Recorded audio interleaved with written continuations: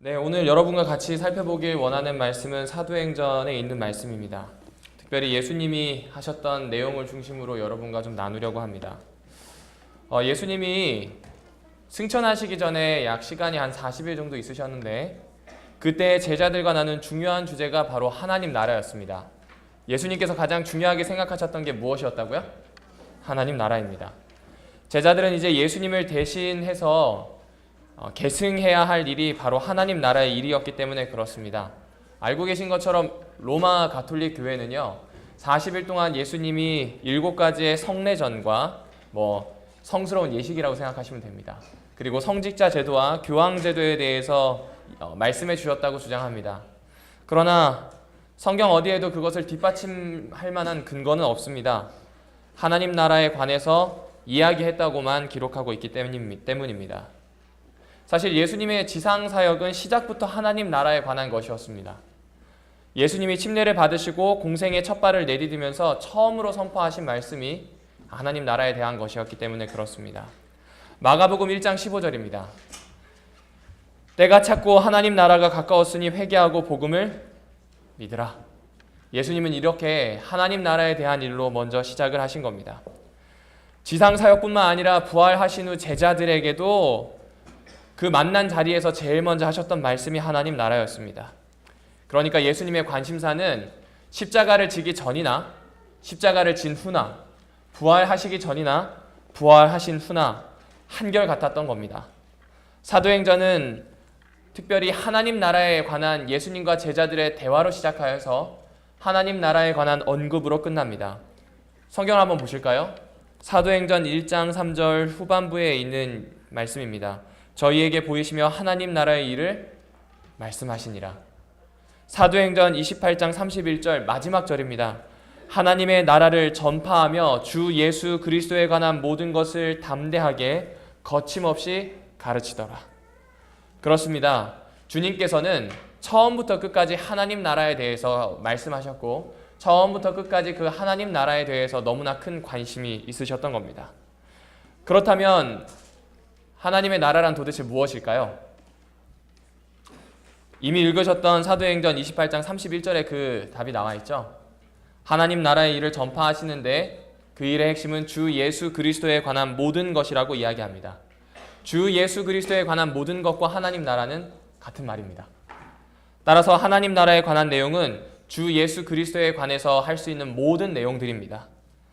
특별히 제자들은 부활하신 예수 그리스도로부터 40일 동안 이런 특별 교육과 말씀을 들은 겁니다. 그런데 제자들에게 끝까지 풀리지 않는 문제가 있었습니다. 제자들이 아무리 생각해도 해결되지 않는 일이 있었단 말입니다. 같이 읽어보겠습니다. 사도행전 1장 6절입니다. 사도행전 1장 6절입니다. 찾았으면 우리 같이 읽어보도록 하겠습니다. 사도행전 1장 6절에 있는 말씀입니다. 시작. 그들이 모였을 때에 예수께 여쭈어 이르되 주께서 이스라엘 나라를 회복하심이 이때니이까. 제자들은 예수님께 하나님 나라가 언제 임하는지를 지금 묻고 있는 겁니다. 맞나요? 그런데 단어의 선택을 보실까요? 그들이 모였을 때에 예수께 여쭈어 이르되 주께서 어떤 나라요? 이스라엘 나라입니다. 하나님의 나라가 아니라 무엇이라고 지금 쓰고 있어요? 이스라엘 나라입니다. 분명히 같은 나라에 대해서 이야기하는데 대화가 다릅니다. 사용하는 단어가 다릅니다. 왜 그러겠습니까? 알고 계신 것처럼 유대인들은 선민 사상을 바탕으로 모든 것들을 생각하고 특별히 하나님의 나라도 그렇게 생각했던 겁니다.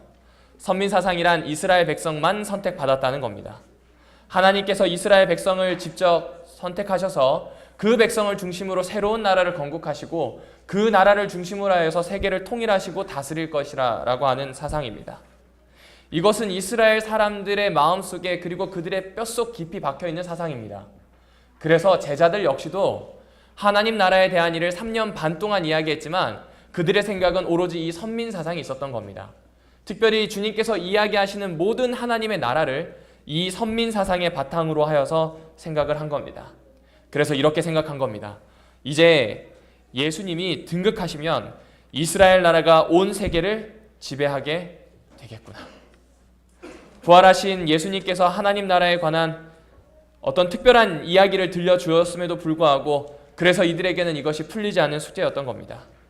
이스라엘 나라를 회복하심이 이때이니까 끝까지 자기 중심, 자기 백성 중심으로 생각을 한 겁니다. 또한 여기서 회복이란 말도 좀 재미있습니다. 당시 이스라엘은 로마 제국의 속국이었던 거 잘 알고 계시죠? 길이가 193km밖에 안 됩니다. 좌우에 있는 폭이요 64km밖에 안 돼요. 경기도와 강원도와 충청도를 합한 정도의 아주 작은 나라가 이스라엘입니다. 특별히 이스라엘은 지중해 아래로 내려가든지 아니면 지중해 위로 올라가든지 거기가 길목이에요. 그래서 사람들이 레반트라고 불렀어요. 분쟁이 많고 반드시 거기를 차지해야 되는 땅이라 이 뜻입니다. 그래서 그리스, 로마, 모든 나라들의 속국이 한 번쯤은 되어본 곳이 이스라엘입니다. 그런데 그들은 이렇게 작고 보잘것없는 데다가 쉽게 점령당할 수 있음에도 불구하고 여전히 강국이 되겠다라고 하는 꿈을 꾸는 겁니다. 예수님이 얘기한 것과 매우 다른 겁니다. 그토록 하나님의 나라에 관심을 가지셨던 이유가 바로 여기 있었습니다. 이스라엘 사람들이 소망하는 것과 예수님이 전하고 싶었던 아버지께서 만드신 그 하나님의 나라가 너무나 달랐기 때문입니다. 오늘 우리에게도 이 말씀은 매우 중요하리라 생각이 됩니다. 왜 그러겠습니까? 우리가 기대하는 하나님의 나라와 어쩌면 하나님께서 디자인하시고 생각하신 하나님의 나라가 다를 수 있기 때문에 그렇습니다. 얼마나 중요했으면 3년 반 동안 이야기하셨고 성경에 있는 사복음서와 사도행전에 걸쳐서까지 이루어지는 이야기가 바로 하나님의 나라인데 이것에 대해서 올바로 이해하고 살아가는 일이 오늘 우리에게 먼저 선행되지 않는다면 이것은 너무나 슬픈 일입니다. 나 자신을 위해서만 세워지는 나라가 아니기 때문입니다. 이 나라는 하나님의 뜻이 이루어지는 나라이기 때문에 면밀히 살펴보고 함께 연구해 보아야 합니다. 자, 그러면 다시 한번 말씀으로 돌아가 보도록 하겠습니다. 제자들이 방금과 같이 이렇게 어처구니 없는 질문을 합니다. 그럼에도 불구하고 예수님은 전혀 나무라지 않으세요. 혹은 잘못된 것을 고쳐주고자 지적하지도 않으십니다. 주님의 나라가 다르다고 증명하려고 하는 수많은 이야기도 하지 않으셔요. 대신 다음과 같이 이야기하고 계십니다. 우리 말씀을 같이 좀 펴서 보도록 하겠습니다. 사도행전 1장 7절입니다. 가라사대의 때와 기한은 아버지의 권한에 두셨으니 너희의 알 바 아니요. 예수님께서는 이와 같은 모습을 자주 보이셨습니다. 제자들이 잘못한 말도 그냥 넘어가신 겁니다. 당장은 깨달을 수 없지만 때가 되면 깨달을 겁니다. 그래서 너희는 지금 알 바가 아니라고 이야기합니다. 그리고 정말 제자들은 성령이 임하게 되었을 때 그 이야기를 깨닫게 됩니다. 그래서 예수님은 제자들의 질문에 답하지 않고 확실한 한 가지, 특별히 다시는 정치적인 망상을 꿈꾸지 못하도록 아예 그 불씨를 꺼버릴 수 있는 딱 한 가지의 단서만 주고 이 말씀을 접으셨습니다. 바로 때와 시기는 너희에게 주신 것이 아니라는 이야기입니다. 오늘 우리는 이 말씀을 어떻게 받아들일 수 있겠습니까? 때는 예수님이 재림하실 때까지 남아있는 시간을 의미한다고 합니다. 그리고 시기는 예수님이 직접 임하시는 그 사건을 이야기한대요. 그러니까 지금 이 두 가지에 대해서 관심을 가지지 말라라고 하는 것은 그냥 관심 끄고 내 살 대로 살아라 라고 하는 이런 말씀은 아닌 것 같은데 도대체 왜 이 말씀을 하셨는지 생각해 보게 됩니다. 우리의 관심을 다른 곳에 두어야 한다는 이야기겠죠. 무엇에 관심을 두어야 하겠습니까? 때를 통해서 알 수 있는 겁니다. 지금 아직 이루어지지 않은 나라입니다. 아직 이루어지지 않고 여전히 우리가 기다리고 있는 나라라는 뜻입니다. 그리고 시기를 보면 알 수 있을 겁니다. 예수님의 재림은 당장 그 시기에 있어서도 이상하지 않았고 오늘 있어서도 이상하지 않고 빠른 시기에 있어도 이상하지 않으며 좀 멀리 있어도 이상하지 않습니다. 언제든지 승천하신 후에 일어날 수 있는 일입니다. 따라서 하나님의 나라의 일은 당장 임할 수 있는 나라이기도 하고 아직 이루어지지 않은 나라입니다. 어쩌면 예수님은 우리에게 이 두 가지에 관심을 쏟기를 원하신 것 같아요. 그럼 한 가지씩 살펴보실게요. 먼저 당장 임하지 않은 하나님의 나라입니다. 당장 임하지는 않았습니다. 그러나 당장 임하진 않았음에도 불구하고 이 나라를 위해 준비해야 함이 이 뒤에 숨겨져 있습니다. 한 부흥사가 예수님의 재림이 곧 임박하였다고 당장 내일인 것처럼 열심히 설교하였습니다. 그리고 그 설교한 후에 내려오게 되었고 성도들을 방문을 하게 되었어요. 한 성도의 집을 가게 됐는데 자기의 기대는 이 성도가 당장 내일이라도 올 예수님을 기대하면서 말씀을 연구하고 기도하기를 원했거든요. 그 집의 문을 두드려 보니까 없어서 후원으로 돌아가 봤더니 거기에서 나무를 심고 있는 겁니다. 그래서 이렇게 hir난했습니다. 제가 설교한 것을 잘 못 들으셨습니까? 제가 당신에게 전한 하나님의 말씀을 지금 거부하는 겁니까? 그러니까 지금 이 성도가 굉장히 당황하는 겁니다. 아니, 저는 그냥 정원에 필요한 나무가 있어서 심을 뿐인데요. 이 나무가 자라서 열매를 따실 때까지 주님이 오지 않으실까요? 당장이라도 준비해야 합니다. 그러므로 주님의 일이나 제대로 하세요. 예수님의 재림을 이렇게 준비해야 할까요? 당장 오신다고 하는 예수님의 말씀을 이렇게 받아들여야 하겠습니까? 이렇게 가르친다면 대혼란이 일어날 겁니다. 내일 당장 주님이 오신다고 할지라도 우리는 오늘이라는 일상을 살아가야 합니다. 내일 주님이 당장 오신다고 해도 나는 여전히 사업의 계획을 세워야 되고요. 나는 밥을 먹어야 하고요. 나는 만나야 하는 사람들이 있는 겁니다. 왜 그럴까요? 언제인지 모르기 때문입니다. 그리고 나에게 맡겨진 일이 있기 때문에 그렇습니다. 당장이라도 이루어질 수 있는 하나님의 나라를 위해 우리는 이렇게 준비해야 되지 않겠습니까? 일상에서 준비하여야 합니다. 나의 삶에서 하나님의 명령대로 살아가는 일에 충실하여야 하는 겁니다. 당장 내일 주님이 오신다면 내가 땅을 딛고 살아가는 마지막 시간이 오늘입니다. 그러므로 주님 오시기 전에 유종의 미를 거둬야 하지 않겠습니까? 주님과 꼭 닮은 모습으로 성실하게 나에게 맡겨진 일을 해야 되지 않겠습니까? 우리에게 필요한 당장 임하는 하나님의 나라에 대한 자세는 바로 이러한 준비일 것입니다. 특별히 성경은 다시 한번 이렇게 강조하고 있습니다. 일의 결국을 다 들었으니 하나님을 경외하고 그의 명령을 지킬지어다. 이것이 모든 사람의 본분이니라. 성경은 일의 결국 주님이 오시는 걸 다 설명해 주었다고 이야기합니다. 그래서 그분을 경외하고 그분을 섬기며 그분의 명령을 지키며 하루하루 살아가는 것이 우리에게 주어져 있는 일, 곧 우리가 준비해야 할 일이라고 하는 겁니다. 사랑하는 청소년 예배 성도 여러분, 오늘 우리 이 말씀에 비추어 한 발짝 더 진일보하게 되기를 원합니다. 지난주와는 다른 또 다른 일주일을 살아가게 될 때 당장 오실 주님을 준비하는 삶으로 살아가셨으면 좋겠습니다. 그것은 재림기별에 대한 거창한 것을 알지 못해도 상관없습니다. 그것은 성경에 있는 수많은 이야기들을 다 묵상하지 못해도 좋습니다. 오늘 나에게 주어져 있는 그 한 말씀, 오늘 나에게 주어져 있는 그 임무, 오늘 나에게 주어져 있는 그 기도의 거리에 집중하는 겁니다. 그렇게 당장이라도 오실 수 있는 주님을 준비하게 되기를 원합니다. 그리고 한 가지가 더 있죠. 아직 이루어지지 않은 하나님의 나라입니다. 아직 이루어지지 않았다고 하는 어감에서 드러나듯이 그 기다림이 너무나 오래되었다는 겁니다. 기다림이 오래되었다는 건 필연적으로 지치는 마음을 가지고 올 수밖에 없습니다.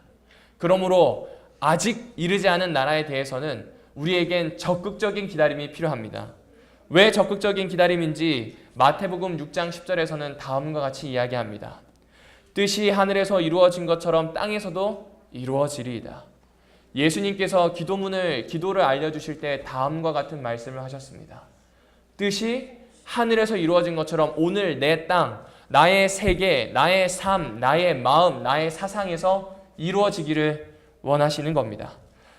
하나님의 나라는 하나님의 은혜를 주시는 자들의 마음 속에서 세워지는 나라입니다. 하나님의 나라는 그분이 택하신 사람들에게 세워지는 새로운 나라입니다. 하나님의 나라는 예수를 자신의 구주로 고백하고 죄의 씻음을 받은 사람들의 마음 속에서 이루어지는 나라입니다. 물론 주님께서 실제적으로 이 땅에 재림하실 때 이루어지는 나라도 맞습니다. 그러나 뜻이 하늘에서 이루어진 것처럼 땅에서 이루어지는 일이 먼저 선행되어야 하는 겁니다. 내 마음과 내 세계에 온전히 먼저 세워지는 나라를 우리는 기다려야 하는 겁니다. 이 나라는 절대 수동적으로 기다려서 세워질 수 없습니다. 그래서 적극적인 기다림이라고 이야기합니다. 마냥 기다리게 되면 첫 번째 찾아오는 것이 낙담이요, 두 번째 찾아오는 것이 침체요, 세 번째 찾아오는 것이 뒤로 물러남이기 때문에 그렇습니다. 그래서 성경은 적극적인 기다림에 대해 다음과 같이 이야기합니다. 함께 좀 말씀을 보겠습니다. 사도행전 1장 8절입니다. 오직 성령이 너희에게 임하시면 너희가 권능을 받고 예루살렘과 온 유대와 사마리아와 땅끝까지 이르러 내 증인이 되리라. 그렇습니다. 적극적인 기다림이란 오늘 이 말씀이 소개해주고 있는 것처럼 성령의 임재를 기다리는 겁니다.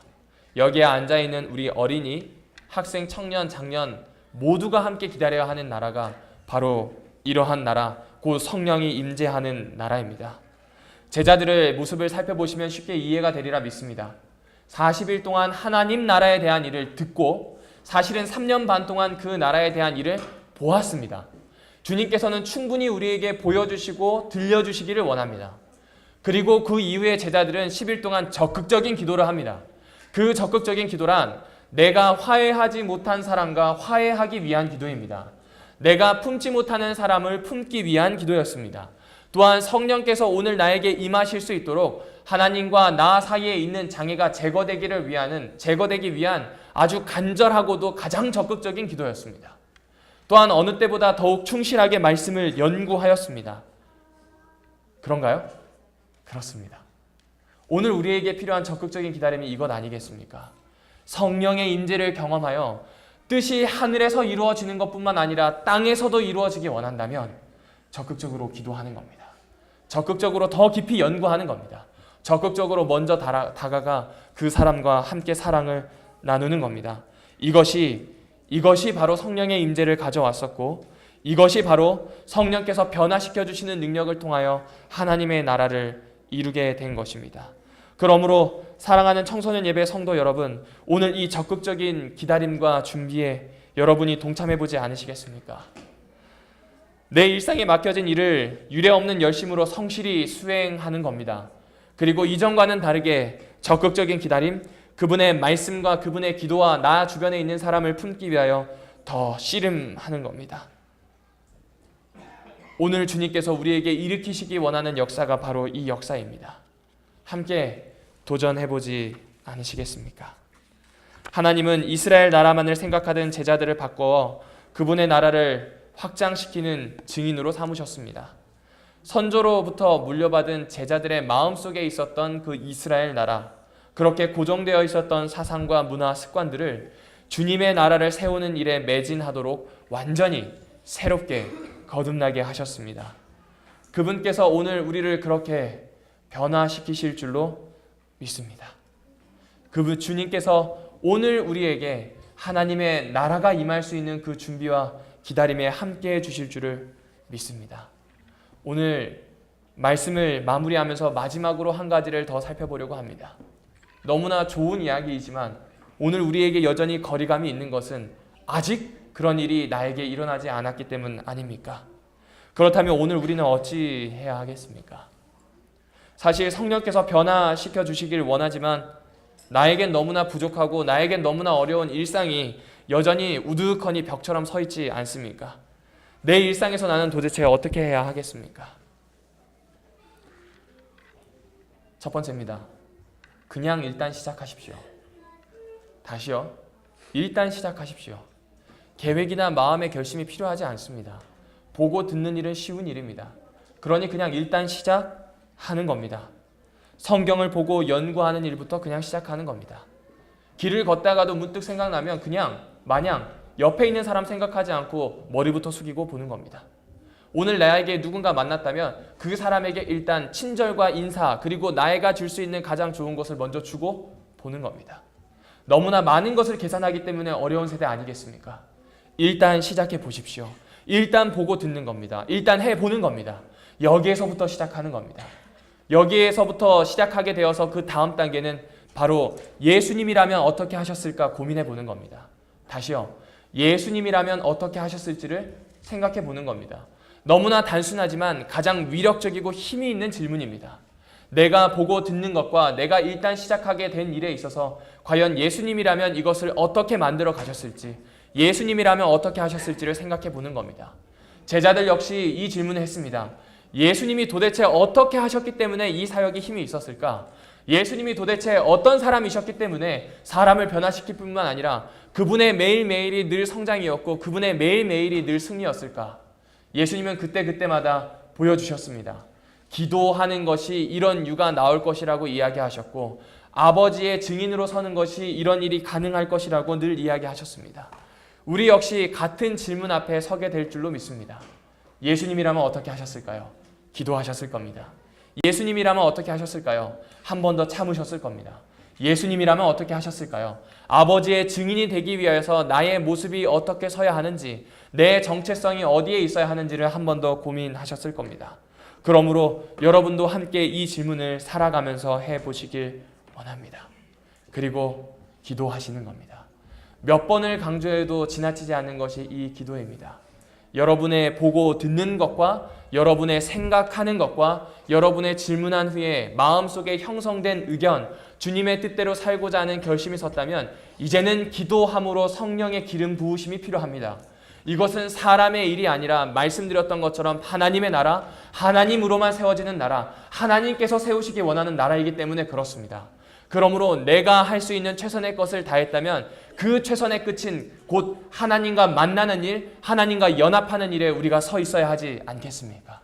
사랑하는 청소년 예배 성도 여러분, 그러므로 다시 얘기해도 지나치지 않는 이 기도의 일, 함께 매진하는 한 주가 되기를 또한 원합니다. 그리고 선택하시고 도전하는 겁니다. 기도하신 후에 내가 제일 먼저 무엇을 생각할지를 선택하는 겁니다. 다가오는 일에 반사적으로 반응하는 것이 아니라 내가 하나님의 나라의 일을 세우기 위해서 이 일을 선택하는 겁니다. 내가 이 일에 행동을 하기 위해 선택하고 한 발짝 내디디면서 도전하는 것입니다. 이 일은 반복이 필요한 일입니다. 이 일은 매번 우리에게 도전이 되는 일입니다. 왜냐하면 하나님 나라는 한 번에 세워지는 것이 아닙니다. 벽돌을 쌓듯이 매일매일의 삶 속에서 이루어져야 하는 일이기 때문에 그렇습니다. 어쩌면 매우 긴 시간 괴로운 싸움이 될 수도 있을 겁니다. 어쩌면 아직 이루어지지 않은 하나님 나라의 모습과 내가 이루고 싶어하는 그 모습 사이에서 굉장히 괴로워하고 우울에 빠질 수도 있을 겁니다. 이렇게 반복되면 괴롭겠지만 함께 이 부분을 기억해 보시면 어떻겠습니까? 우리 주님이 먼저 그렇게 그 길을 가셨습니다. 그리고 그 길을 너무나 잘 아시고 그 마음이 어떤지 너무나 잘 아시는 주님께서 성령을 보내시고 그 아픔마다 성령께서 우리와 함께 하시기를 계획하셨다는 사실입니다. 그러므로 우리는 그 순간을 감사함으로 이겨낼 수 있는 겁니다. 하나님의 나라를 내 세계에, 내 마음에, 내 일상에 임하도록 이제 도전하십시다. 말씀이 육신이 되셨던 것처럼 보이지 않는 하나님의 나라가 나의 세계에, 나의 일생에, 나의 생각 속에 이루어질 수 있도록, 충만해질 수 있도록 그 비전을 품고 주님께서 탁월하고 위대하고 섬세한 손길로 임재하실 것을 믿고 나아가십시다. 하나님 나라의 일을 말씀하시다. 성경은 그렇게 소개합니다. 그리고 사도행전을 통해 그 일이 제자들로 통하여 이루어지다. 이렇게 마무리하고 있습니다. 이 짧은 고백이 오늘 우리의 고백이 되기를 원합니다. 하나님 나라의 일을 말씀하시다. 그리고 오늘 나에게 이루어지다. 이 고백을 함께 할 수 있는 우리 청소년 예배 모든 성도 여러분과 제가 되길 원하며 말씀을 드리도록 하겠습니다.